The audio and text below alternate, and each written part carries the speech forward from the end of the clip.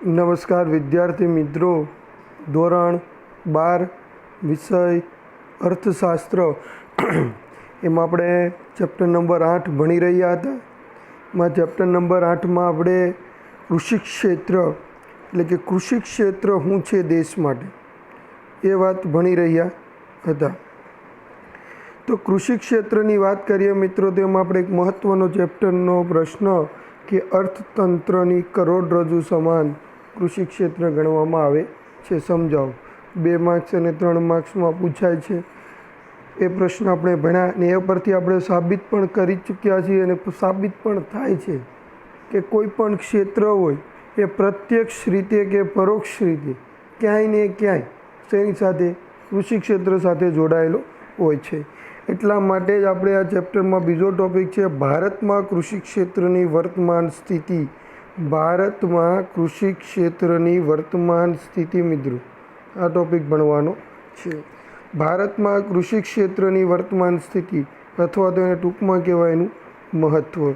તો એ આપણે ટૉપિક ભણવાનો છે મિત્રો. તેમાં ઘણા બધા ટૉપિક આવે છે. તો પહેલાં આપણે બેઝિક જોઈએ કે ભારતમાં કૃષિ ક્ષેત્રની વર્તમાન સ્થિતિ અથવા તો એનું મહત્ત્વ. ભારતમાં અંગ્રેજોના શાસન પહેલાં, અંગ્રેજોના શાસન દરમિયાન અને અંગ્રેજોથી મળેલી આઝાદી બાદ પણ કૃષિ આધારિત દેશ છે. દેશમાં આયોજન દરમિયાન ઔદ્યોગિકરણને વધુ મહત્ત્વ આપવાને કારણે ભૂતકાળની તુલનામાં કે ભૂતકાળની કૃષિ ક્ષેત્રની સ્થિતિ કરતાં વર્તમાનની સ્થિતિમાં ખૂબ મોટા પરિવર્તનો જોવા મળ્યા છે. હકીકત છે મિત્રો, આપણે ભારત દેશમાં અંગ્રેજો રાજ નહોતા કરતા તે પહેલાં રાજા રજવાડું હતું. એ પછી અંગ્રેજોનું શાસન આવ્યું, એ પછી એમાંથી આઝાદ થયા ને હાલમાં પણ ભારત એ કૃષિ પ્રધાન દેશ ગણાય છે.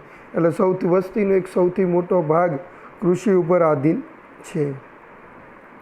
તેથી જ મિત્રો કીધું છે કે દેશમાં આયોજન દરમિયાન ઔદ્યોગિકરણને વધુ મહત્ત્વ આપવાને કારણે ભૂતકાળની કૃષિ ક્ષેત્રની સ્થિતિ કરતાં વર્તમાનની સ્થિતિમાં ખૂબ મોટા પરિવર્તનો જોવા મળે છે. પહેલાંના સમયમાં ખેતી કેવા પ્રમાણની થતી, અત્યારના સમયમાં ખેતી કેવા પ્રમાણની થાય છે. ત્યારે તમે જુઓ તો મોસ્ટ ઓફ ટેકનોલોજીનો ઉપયોગ થઈને ખેતી થાય છે. તો પહેલાં એટલી બધી ટેકનોલોજી જોવા મળતી ન હતી. આવી બધી પરિસ્થિતિનો ખ્યાલ આવે છે. એટલે કે દેશમાં આજે ભૂતકાળની તુલનામાં રોજગારી, ઉત્પાદન, નિકાસ, કમાણી મોટા પરિવર્તન જોવા મળે છે. દેશમાં આજે ભૂતકાળની દેશમાં ફેરફાર જોવા મળે છે, આવી રહ્યા છે.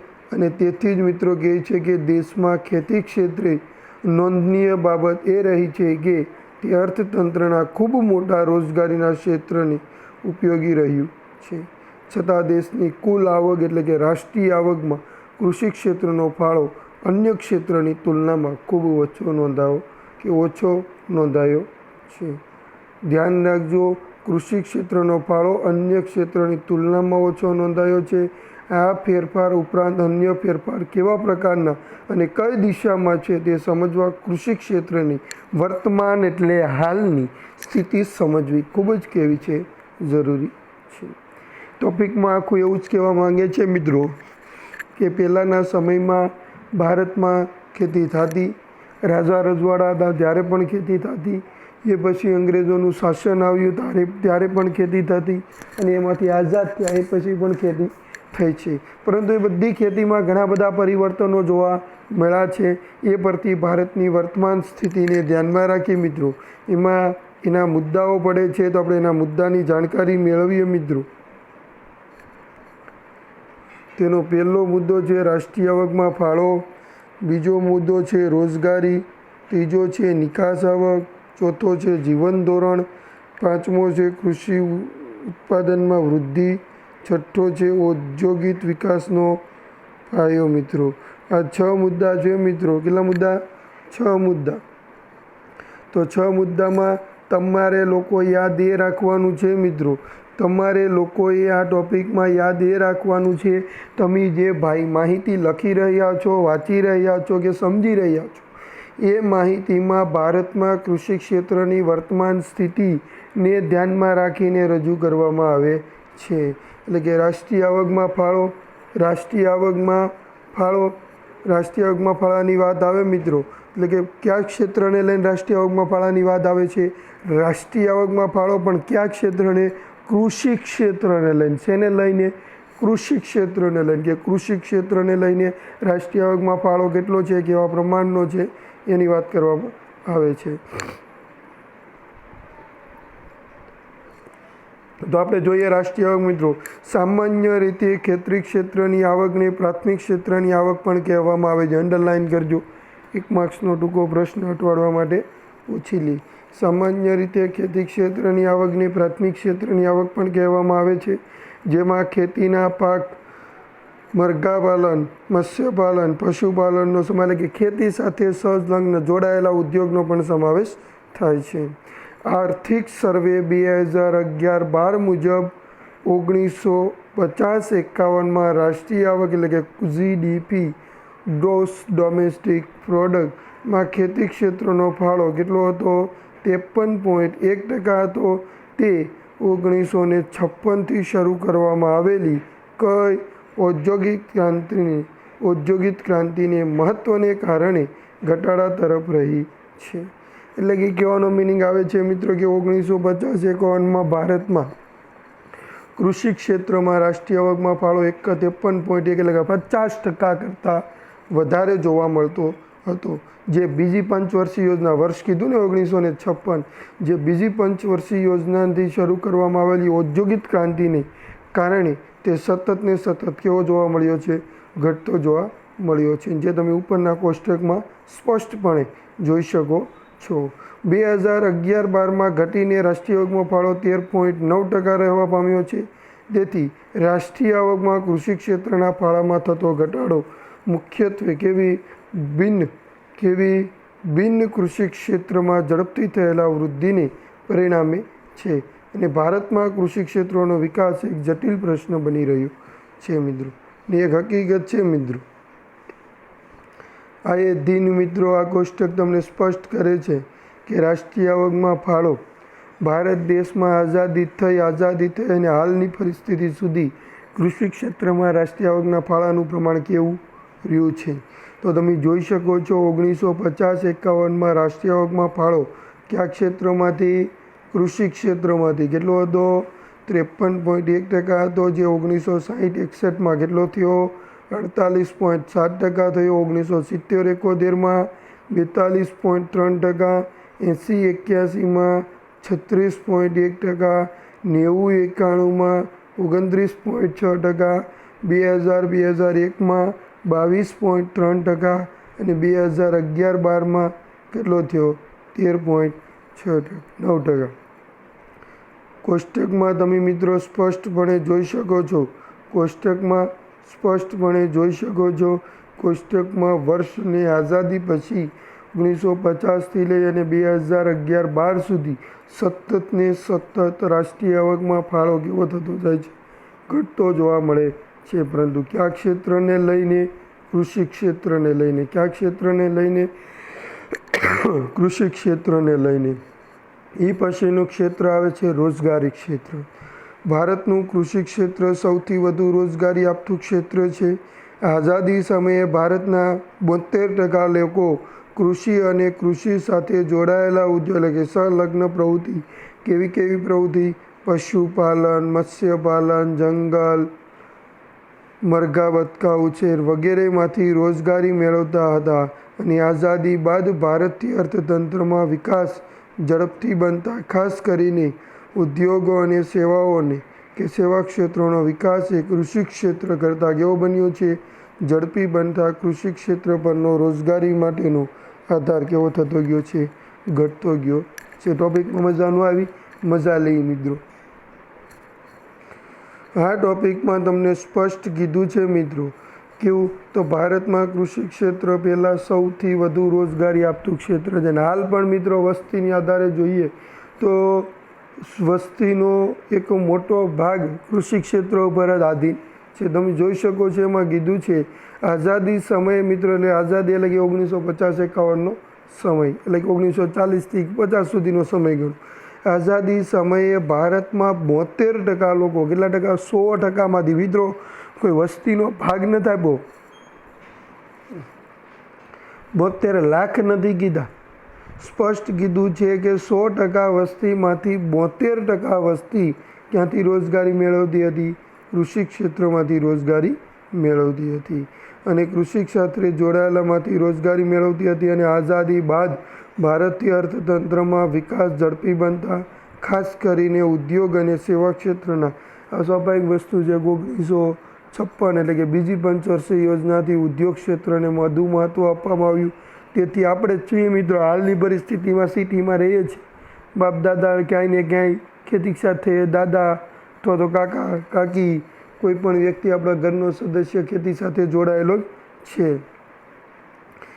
તેમાંથી એક મોટી આવકની લાલચ છે, સારું જીવન ધોરણની લાલચ છે. આપણે બધા ખેતી તરફ આગળ વધ્યા છીએ. એમાં પણ મિત્રો ખાસ કીધું છે 2001-2માં કૃષિ ક્ષેત્ર રોજગારી કેટલી મળતી હતી? 58%. જે વર્ષ 2014-15માં કેટલી થઈ? 49% રોજગારી પૂરી પાડતું ક્ષેત્ર છે મિત્રો. એ પણ અત્યારે તમે જુઓ તો 50% આસપાસ છે, પરંતુ જે 72% હતી તેની કરતાં કેવી છે? ઓછી છે. પછી આવે છે મિત્રો નિકાસ આવક. એ પછીનો મિત્રો આપણો ટોપિક છે મિત્રો નિકાસ આવક. હવે તમને એમ થતું હશે કે સાહેબ આમાં છે ટોપિક કૃષિ ક્ષેત્રનો. શેનો છે? કૃષિ ક્ષેત્રનો ટોપિક છે, કૃષિ ક્ષેત્રનો.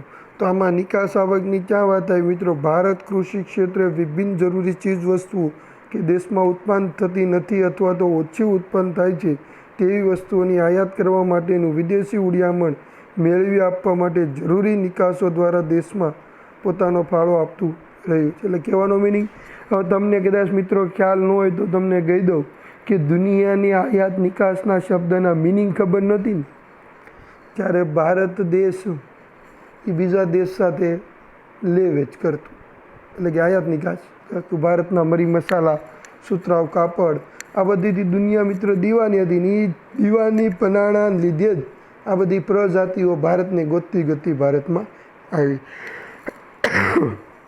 એટલે કીધું છે ભારતનું કૃષિ ક્ષેત્રે વિભિન્ન જરૂરી ચીજવસ્તુઓ કે જે ભારતનું કૃષિ ક્ષેત્રે વિભિન્ન જરૂરી ચીજવસ્તુઓ કે જે દેશમાં ઉત્પન્ન થતી નથી અથવા તો ઓછી ઉત્પન્ન થાય છે અથવા તો તેની વસ્તુઓની આયાત કરવા માટેનું વિદેશી ઉડિયામણ મળવી આપવા માટે જરૂરી નિકાસ દ્વારા દેશમાં પોતાનો ફાળો આપવા રહ્યું છે. કૃષિ ક્ષેત્ર દ્વારા દેશના આર્થિક વિકાસ માટે જરૂરી વિદેશી ઉડિયામણની જરૂરિયાત કૃષિ ક્ષેત્રે વસ્તુઓની નિકાસ દ્વારા મળી રહે છે. બરાબર છે. જેમ કે ભારતમાં કોઈ પણ દેશનું આપણું કૃષિ ક્ષેત્રમાંથી ક્યાંક વસ્તુની બનાવટ થાય, મરી મસાલા છે, અન્ય કોઈ વસ્તુ છે એનું ઉત્પાદન થાય તો આપણે બહારના દેશમાં એનું વેચાણ કરી તો વિદેશી ઉડિયામણ આવે. વિદેશી ઉડિયામણ આવે તો અન્ય ક્ષેત્રની જરૂરિયાત હોય એની આયાત કરવી હોય તો એ આયાત કરી શકાય છે. ઉદાહરણ આપ્યું છે મિત્રો શા, મરી મસાલો, ફળ વગેરે નિકાસો કરીને કિંમતી વિદેશી ઉડિયામણ કૃષિ ક્ષેત્રે દેશ માટે મેળવી એટલે કે કમાઈ આપે છે. આઝાદીના સમયે ભારતની કુલ નિકાસ આવક પૈકી, આઝાદીના સમયની વાત છે મિત્રો, આઝાદીના સમયે ભારતની કુલ નિકાસ આવક પૈકી 70% આવક માત્ર ક્યાંથી મળી રહેતી હતી? કૃષિ ક્ષેત્રમાંથી મળી રહેતી હતી. પરંતુ દેશની વિકાસ પ્રક્રિયામાં કયા ક્ષેત્રનો? ઉદ્યોગ ક્ષેત્રનો અને સેવા ક્ષેત્રને આગવું સ્થાન આપવામાં આવ્યું. તેથી કૃષિ ક્ષેત્રનો ફાળો નિકાસ આવકમાં પણ ઘટતો રહ્યો છે અને વર્ષ 2013-14 મુજબ દેશની કુલ નિકાસ આવકમાં કૃષિ ક્ષેત્રનો ફાળો કેટલો વધ્યો? 14.2% નોંધવામાં આવ્યો છે. તમે વિચારો તો ખરા, ક્યાં 70% અને ક્યાં 14.2%. એટલે અસર કરે મિત્રો. એ પછીનો ટોપિક આવે છે જીવન ધોરણ ને આંકડા મિત્રો ખાસ યાદ રાખવાના રહેશે. એટલે એ બાબતની કાળજી રાખવી. જીવન ધોરણની વાત આવે છે મિત્રો તો તમને એમ થશે કૃષિનું જીવન ધોરણ આવે. કૃષિનું જીવન ધોરણ પણ તેની સાથે જોડાયેલા લોકોનું. વિશ્વમાં લોકોના જીવનનો પ્રાથમિક આધારે કૃષિ ક્ષેત્ર ઉપર જ રહેલો છે. એની હકીકત છે મિત્રો. કદાચ ગમે એટલું ડિજિટલ ઇન્ડિયા થઈ જાય પણ કૃષિ ક્ષેત્રની અમુક જરૂરિયાત છે એ બીજે ક્યાંયથી મેળવી શકાતી નથી. વિશ્વમાં લોકોના જીવનનો પ્રાથમિક આધાર એ કૃષિ ક્ષેત્રમાં રહ્યો છે. ભારત પણ કૃષિ ક્ષેત્રે લોકોના જીવન ધોરણમાં સુધારો કરવાનું કાર્ય સતત કર્યું છે. કૃષિ ક્ષેત્રે મુખ્યત્વે બે પ્રકારના પાક હોય છે. જો નામ આપ્યા છે મિત્રો, બે પ્રકારના. તમને એમ થતું છે કે સાહેબ 2 પ્રકારના પાક થોડા હોય, હું હવારમાં ફેંકવા માંડ્યા, બરાબર છે. પરંતુ ના મિત્રો, ભારતના બધા જ પાકને 2 પાકમાં વિભાજન કરવામાં આવ્યું છે. કેટલા પાકમાં? 2 પાકમાં. 2 પાકના નામ છે, યાદ રાખવાના છે મિત્રો. તમે પણ એક ખેડૂતના દીકરા છો. અનાજ અને અનાજતર અને રોકડિયા પાક. અનાજ અને અનાજતર પાક તરીકે ઓળખવામાં આવે છે. આમાં નામ આપ્યા છે. અનાજ અને રોકડિયા પાકનું ઉત્પાદન કરતું રહ્યું છે. અનાજના પાકમાં મુખ્યત્વે તમામ ધાન્યનો સમાવેશ થાય છે. ધાન્ય પાક તેમજ ઉત્પાદિત કરી ભારતીય સ્વનિર્ભર પણ બન્યું છે. તેમજ રોકડિયા પાક કે રૂ, શણ, મગફળી, તેલીબિયાં, શેરડી વગેરેનો ઉપયોગ મુખ્યત્વે કાચા માલ તરીકે પણ થાય છે અને તેના ઉત્પાદનમાં વૃદ્ધિ જોવા મળે છે. આ ઉપરાંત વર્તમાન ખેડૂતો શાકભાજી, ફળફળાદી, ફૂલ વગેરેની ખેતી પણ કરતા થયા છે. તેથી કહી શકાય છે ભારતનું કૃષિ ક્ષેત્ર લોકોની કૃષિજન્ય જરૂરિયાતોને શું કરે છે? પૂર્ણ કરતું રહ્યું છે. તેથી ભારતમાં અનાજની માથાદીઠ ઉત્પાદકતા જે 1951માં દૈનિક કેટલી હતી? માથાદીઠ મિત્રો, એક વ્યક્તિ દીઠ અનાજની ઉપલબ્ધતા કેટલી હતી? 395 ગ્રામ હતી. તે ભારતની વસ્તીમાં થયેલા ખૂબ ઝડપી વધારો છતાં તે વધીને, વસ્તી તો તમને ખબર જ છે, 1951ની વાત કરીએ તો 36.1 કરોડ હતી. જ્યારે અત્યારે તમે જોવો જ છો 2011ના આંકડા. છતાં પણ તેની દૈનિક કેલરી ઉપલબ્ધતા અનાજની વધી અને કેટલી થઈ? 511 ગ્રામ થઈ છે. જેથી કહી શકાય કે કૃષિ ક્ષેત્ર દ્વારા ભારતીય લોકોની જરૂરિયાતો ઘણા સારા પ્રમાણમાં સંતોષાતી હોવાથી લોકોનું સરેરાશ આયુષ્ય પણ કેવું છે? વધ્યું છે. મિત્રો, જીવન ધોરણની વાત આવે મિત્રો, તો તમને બધાને ખબર જ છે, ક્યાંય ને ક્યાંય કોઈને કોઈ વસ્તુ ખેતી સાથે પ્રત્યક્ષની તો પરોક્ષ રીતે જોડાયેલી જ છે. એમાં તમને અનાજના પાક આપ્યા છે અને રોકડિયા પાક. તો રોકડિયા પાકને અનાજતર પાક તરીકે પણ ઓળખવામાં આવે છે. ક્યાં નામે? અનાજતર અથવા તો અનાજતર પાક એટલે રોકડિયા પાક. રોકડિયા પાકના ઉદાહરણ તો આપ્યા જ છે, પરંતુ અનાજના પાક તો ઘઉં, બાજરી, મગફળી, આ બધા. અત્યારે મગફળીનો સમાવેશ પણ રોકડિયા પાકમાં જ થાય છે. ચણા, આ બધા પાકનો સમાવેશ તમે કેમાં કરી શકો છો? કોઈ પણ જાતનું મરી મસાલાની નહીં, પરંતુ ધાન્ય, ઘઉં, બાજરી, જુવાર, આ બધા પાક કેવા કહેવાય? ધાન્ય પાક કહેવામાં આવે છે.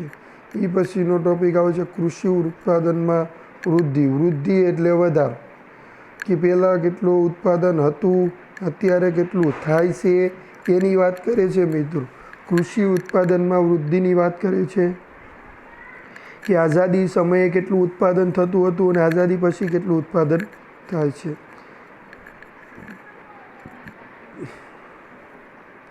ભારતના કૃષિ ક્ષેત્રમાં કુલ ઉત્પાદનની દ્રષ્ટિએ વધારો થયો છે.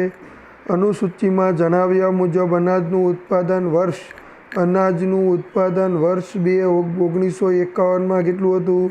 51 મેટ્રિક ટન હતું. તે વધીને 2013-14માં કેટલું થયું? 264.4 મેટ્રિક ટન થયું. એટલે તમે જોઈ શકો છો કેટલો વધારો. ક્યાં 51 મેટ્રિક ટન અને ક્યાં 264.4 મેટ્રિક ટન. એટલે કે 5 ગણાથી પણ વધુ વધારો સૂચવે છે અથવા તો વૃદ્ધિ સૂચવે છે. શેના પાકમાં? અનાજના પાકમાં. કઠોળનું કુલ ઉત્પાદન કેટલું હતું? 8.4 મેટ્રિક ટન હતું, જે વધીને 2013-14માં 19.6 મેટ્રિક ટન થયું, જે લગભગ 2.5 ગણો વધારો સૂચવે છે. જ્યારે શેરડીનું કુલ ઉત્પાદન 1951માં 69 મેટ્રિક ટન હતું, જે 2013-14માં વધીને 348 મેટ્રિક ટન થયું. તે પણ લગભગ 5 ગણો જેટલો વધારો સૂચવે છે. અહીં તેલીબિયાં અને કપાસ ખૂબ જ વધુ વૃદ્ધિ સૂચવે છે. જેમાં તેલીબિયાંની વાત કરીએ મિત્રો તો 1951માં 5.1 મેટ્રિક ટનનું કુલ ઉત્પાદન હતું. તે વધીને 32.4 મેટ્રિક ટનનું કુલ ઉત્પાદન થયું, એટલે કે 6.35 ગણો વધારો સૂચવે છે. અને કપાસનું કુલ ઉત્પાદન 1950-51માં 2.1 મેટ્રિક બેલ્સ એટલે ગાંસડી થાય મિત્રો. કપાસનું ઉત્પાદન ગાંહડીમાં વજન થાય, ગાંહડી ભરીને એને કિલોમાં જ માપવામાં આવે, મણમાં જ માપવામાં આવે, પરંતુ એને 1 મેટ્રિક બેલ કે 2.1 મેટ્રિક બેલ એટલે ગાંસડી થાય. શું થાય? ગાંસડી. કપાસનો ગાંહડી દીઠ જ વજન કરવામાં આવતો હોય છે. તે વધીને 2013-14માં 36.5 મેટ્રિક બેલ્સ થયું, એટલે કે 17 ગણો વધારો સૂચવે છે. જે વાવેતર હેઠળની જમીનની વધતા અને હેક્ટર દીઠ ઉત્પાદન વધારો થતાં શક્ય બને છે. ને તમે મિત્રો આજે ઉપરનું કોષ્ટક એક આપ્યું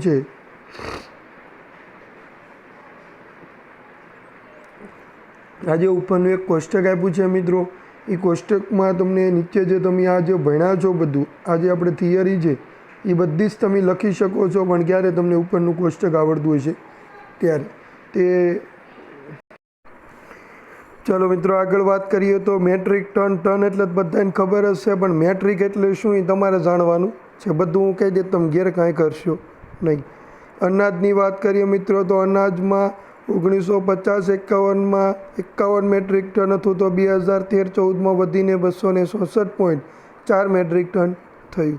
કઠોળની વાત કરીએ તો 50-51માં એનું ઉત્પાદન થતું હતું 8.4 મેટ્રિક ટન, તે વધીને 2013-14માં 19.6 મેટ્રિક ટન થયું. શેરડીની વાત કરીએ તો 1950-51માં 69 મેટ્રિક ટન ઉત્પાદન થતું હતું, તે 2013-14માં વધીને 348 મેટ્રિક ટન થયું. તેલીબિયાંની વાત કરીએ તો 1950-51માં 5.1% જ ઉત્પાદન થતું હતું, જે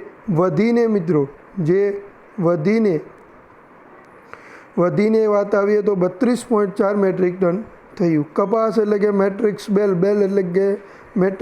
એટલે કે ગાંસડી કહેવાય. શું કહેવાય? ગાંસડી. આપણી સાદી ભાષામાં ગાંહડે. બરાબર. 1950-51માં 2.1 મેટ્રિક્સ બેલ જેટલું ઉત્પાદન થતું હતું, જે 2013-14માં વધી અને 36.5 મેટ્રિક બેલ થયું. કોષ્ટક યાદ હશે મિત્રો, એટલે 100% તમને માહિતી આવડી જશે. એ પછીનો છેલ્લો ટોપિક છે મિત્રો, કૃષિ ક્ષેત્રની વર્તમાન પરિસ્થિતિનો છેલ્લો ટોપિક છે ઔદ્યોગિક વિકાસનો પાયો. ઔદ્યોગિક વિકાસના પાયાની વાત કરીએ મિત્રો તો ભારતમાં કૃષિ ક્ષેત્રે ઔદ્યોગિક ક્ષેત્રના વિકાસનો આધાર બને છે. ને હકીકત છે મિત્રો, સરવાળે તમને એમ થતું એક સાહેબ એવો આ ઉદ્યોગ છે કે જેમાં કૃષિ ક્ષેત્રની જરૂરત નથી પડતી. ના, ખોટી વાત છે મિત્રો. કેમ? પ્રત્યક્ષ કે પરોક્ષ રીતે ક્યાંય ને ક્યાંય કૃષિ ક્ષેત્ર ખેતી સાથે જોડાયેલું ક્ષેત્ર, એટલે ઉદ્યોગ ક્ષેત્ર એ કૃષિ સાથે જોડાયેલું ક્ષેત્ર જ છે. એટલા માટે કીધું છે કે ભારતમાં કૃષિ ક્ષેત્ર ઔદ્યોગિક ક્ષેત્રના વિકાસનો આધાર બને છે. ઔદ્યોગિક ક્ષેત્રને જરૂરી એવી કાચી માલની જરૂરિયાત કૃષિ ક્ષેત્ર દ્વારા જ પૂરી પાડવામાં આવે છે, જેથી ઔદ્યોગિક ક્ષેત્રે તેની ક્ષમતા અનુસાર ઉત્પાદન વધારી શકાય અને વિકાસ હાંસલ કરી શકાય છે. પરંતુ આ ઉત્પાદિત વસ્તુઓ માટેનું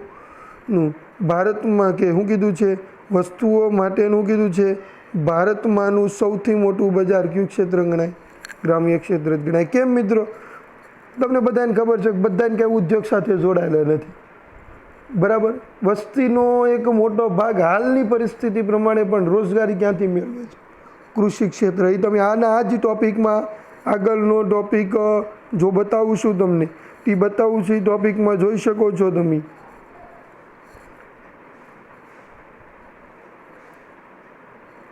જોઈ શકો છો ભારતમાં આઝાદી સમયે કેટલા ટકા લોકો? 72% લોકો કૃષિ ક્ષેત્રથી રોજગારી મેળવતા. ઉદ્યોગનો વિકાસને ગમે એ ઈચ્છું ને ગમે એવું ઈચ્છું તો એ તમે જોઈ શકો છો કે જો અહીં આંકડો દબાઈ ગયો છે, એટલે કે જોઈ શકો છો કે કેની વાત કરે છે. તો હું આની વાત કરું છું મિત્રો. 1-2માં કૃષિ ક્ષેત્રમાંથી કેટલું 58% લોકો રોજગારી મેળવતા. ભલે અત્યારે તમને ખબર છે હાવ નજીકનું વર્ષ એટલે કે 2014-15માં 14-15માં 49% લોકો, એટલે તમને સમજી લો કે ટોટલ 100% લોકોમાંથી કેટલા લોકોમાંથી 100% લોકોમાંથી હાલ પણ કૃષિ ક્ષેત્રમાં કેટલા 49% લોકો રોજગારી મેળવે છે. આમાં ક્યાંક તમને એવું કીધું છે કે ઔદ્યોગિક ક્ષેત્રે તેની ક્ષમતા અનુસાર ઉત્પાદન વધારી શકે અને શક્ય વિકાસ હાંસિલ કરી શકે, પરંતુ આ ઉત્પાદિત વસ્તુઓનું મોટા ભાગનું સૌથી મોટું બજાર ગ્રામ્ય ક્ષેત્ર બને છે, કારણ કે ભારતની લગભગ 69% વસ્તી ક્યાં વસે છે? ગ્રામ્ય વિસ્તારમાં વસે છે. 49% લોકો રોજગારી પણ ક્યાંથી મેળવે છે? ગ્રામ્ય વિસ્તારમાંથી, ખેતી ક્ષેત્રમાંથી મેળવે છે. અહીં એ નોંધનીય છે કે આ 69% ભારતીય વસ્તીની આવકનો મુખ્ય સ્ત્રોત શું છે? કૃષિ ક્ષેત્ર છે. જેથી જ ગ્રામ્ય ક્ષેત્ર ઔદ્યોગિક ઉત્પાદન વસ્તુઓ, દાખલા તરીકે ટીવી, ફ્રીજ, બાઇક, મોબાઈલ વગેરે જેવી વસ્તુની માંગ સર્જી કરી શકે છે. હવે કૃષિ ક્ષેત્રની આવક સારી ન હોય તો આવી બધી વસ્તુ ખરીદવાની, આવી બધી વસ્તુ ખરીદવાની નહીં તો 31-30% લોકો ખરીદે છે તો એ ધંધા ચાલવાના નહીં, કારણ કે મોટો ભાગ તો એ વસ્તુ ખરીદતો કેમ? એની આવક સારી નથી. આ થયા મિત્રો આપણા આ ટોપિક આપણા થયા ભારતમાં કૃષિ ક્ષેત્રેની વર્તમાન સ્થિતિની વાત કરીએ મિત્રો. તો ભારતમાં કૃષિ ક્ષેત્રની વર્તમાન સ્થિતિની વાત કરીએ તો અહીંયા ટોપિક બધા એક સાથે આપણે હાઇલાઇટ કરી દઉં છું. જોઈ શકો છો, ભારતમાં વર્તમાન કૃષિ ક્ષેત્રની સ્થિતિ અથવા તેનું મહત્ત્વ મિત્રો. રાષ્ટ્રીય આવકમાં ફાળો, રોજગારી, નિકાસ આવક, જીવન ધોરણ અને કૃષિ ઉત્પાદનમાં વૃદ્ધિ અને ઔદ્યોગિક વિકાસમાં ફાળો મિત્રો. આ ટોપિક આપણે અહીંયા જે પૂર્ણાવતી કરીએ છીએ અને આંકડા આવે છે અને આંકડા તમારે પણ દર્શાવવા પડશે પરીક્ષામાં, એટલે એ પ્રમાણની તૈયારી કરવી. અસ્તુ. જય હિન્દ, જય ભારત.